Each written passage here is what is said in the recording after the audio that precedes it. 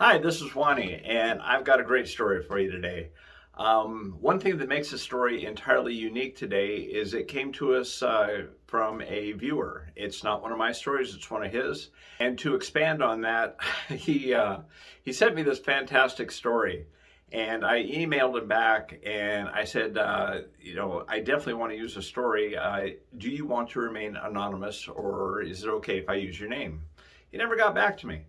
And so I went ahead, made the video, did all my editing, got it all put together, and I'm ready to post it.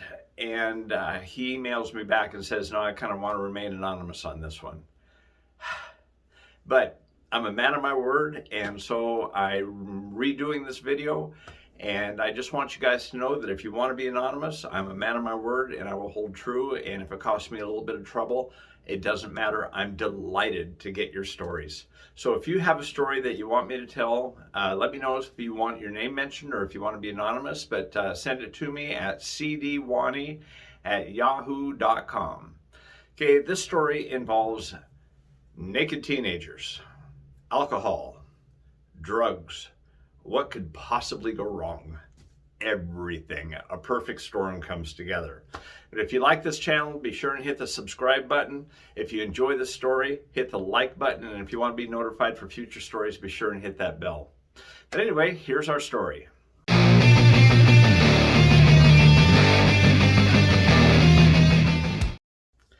Okay, our story begins with our anonymous contributor. Did not want to use his real name, so we're just going to call him John. John, it's a nice generic name. So anyway, John has a friend over, and that friend brings over 3 other friends. It just so happens that John's friends brought 3 smoking hot women with them. And they're teenagers, and they're just kind of hanging around at John's place. And they had been drinking heavily all night. And it rolls up around about 2:30 in the morning. And invariably, the conversation will wind up like this when you've been drinking and you've just run out of stuff to do. Well, what do you want to do? I don't know. What do you want to do?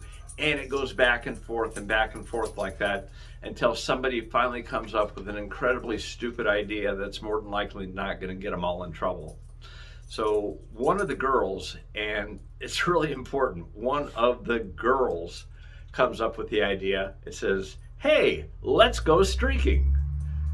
So in case you guys aren't familiar with the term streaking, it was a very popular term back in the 70s, and it basically equates to taking off all your clothes and running through a public area naked. One of the most famous streaking incidents was on the Academy Awards.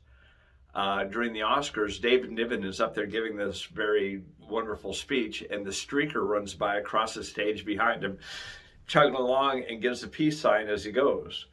At other times, usually it happens like at sporting events, baseball, football, soccer, whatever the case may be, somebody will hop the fence or just run onto the field, and they're running across the field naked.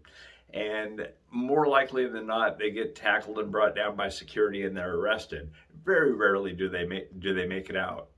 But anyway, so this girl suggests that they all go streaking.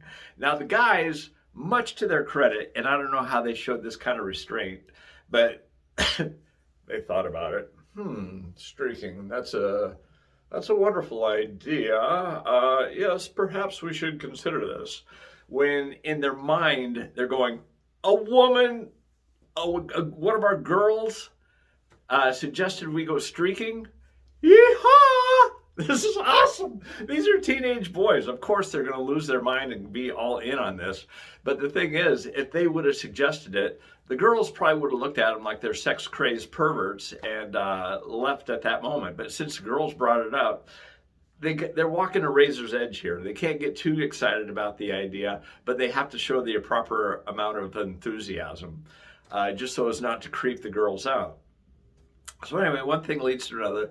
The girls whoosh out the door, and the guys are still looking at each other going, is this really happening? I can't believe this is happening. Is this for real? So they open up the door, they go out, and they find a shoe, and they find a shirt, and they find a pair of pants. There's just this trail of clothes, and it's like, the girls are taking their clothes off. This is really happening. And so they start peeling their stuff off, and they're running down the road, and they finally catch up to the girls.